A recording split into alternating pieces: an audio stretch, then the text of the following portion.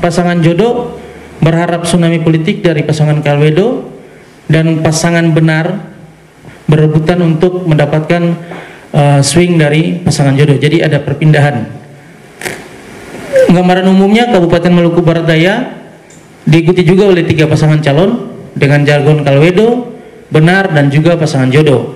Data dari KPUD Kabupaten Maluku Barat Daya terdapat 53.472 pemilih dengan sebaran 199 TPS, terdiri dari 17 kecamatan dan 118 desa kelurahan. Untuk metodologi kami tetap sama, karena seperti yang kami jelaskan di awal, 4 kabupaten ini kami survei dengan range waktu yang sama dan juga sampel dan responden yang sama. Naik saja. Untuk demografinya sama juga, untuk jenis kelamin laki-laki mendominasi di atas perempuan. Sedangkan segmentasi agama, kepercayaan agama Kristen Protestan 97,43% dan 2,57% diikuti oleh kepercayaan agama yang lainnya. Untuk kecamatan yang paling besar itu berpotensi pada kecamatan Moa dan Lakor sebesar 17,60%. Kemudian disusul oleh Pulau-Pulau Terselatan ada 12,77% dan Pulau Leti 10,90%, kemudian Pulau Babar 8,30% dan Damer juga Babar. Untuk kerawanan politik, untuk money politik di Maluku Barat Daya terdapat 38,58% menyatakan bahwa potensi terjadinya money politik cukup tinggi, sedangkan 51,39% menyatakan tidak berpotensi untuk terjadinya money politik. Kemudian untuk 10,3% menyatakan tidak tahu atau tidak menjawab. Nah, untuk kerawanan sendiri, untuk rawan konflik di MBD juga hampir sama dengan Seram bagian timur tadi, cukup tinggi 40,77%, sedangkan 51,96% menyatakan tidak berpeluang kerawanan. Juga untuk yang tidak menjawab atau tidak tahu 7,27%. Untuk manipulasi sendiri hampir sama, tetapi di Kabupaten Maluku Barat Daya sangat tinggi sekali, bahkan mencapai 45,42%. Yang menyatakan tidak rawan itu hanya 51,32%. Memang cukup tinggi yang tidak rawan, tetapi dengan persentase 45,42% ternyata berpotensi rawannya cukup tinggi. Karena yang tidak rawan selisihnya tipis sekali. Jadi sumbang dengan yang tidak jauh dan tidak tahu hanya 3,26%. Lanjut.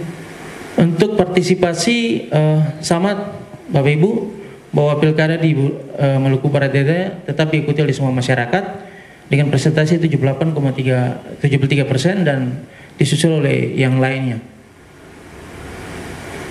Oke, dan lagi-lagi untuk 4 kabupaten yang kami survei, ternyata segmentasi agama itu menduduki posisi kedua. Keterwakilan suku, ras, jazirah ataupun hal-hal lain, baik itu juga termasuk keterwakilan adat istiadat, mendominasi sekali di Maluku Barat Daya dengan potensi sebesar 39,44%. Sedangkan untuk track record, kinerja dan rekam jejak menduduki posisi ketiga, yaitu 18,61, disusul oleh ideologi partai 13,89 dan faktor lain 15,63%. Untuk tingkat pengenalan dan juga tingkat kesukaan, yang sangat dikenal hari ini adalah pasangan BTN bersama dengan Ari Kili-Kili, menduduki tingkat pengenalan sebesar 95,88%, tetapi hanya memperoleh tingkat kesukaan sebesar 70,4%. Nah, kemudian disusul oleh pasangan Kalwedo sebesar 90,72% tingkat pengenalan dan tingkat kesukaan 80,11%. Nah, sedangkan pasangan independen menduduki posisi ketiga dengan tingkat pengenalan 85,78 dan tingkat kesukaan 75,16.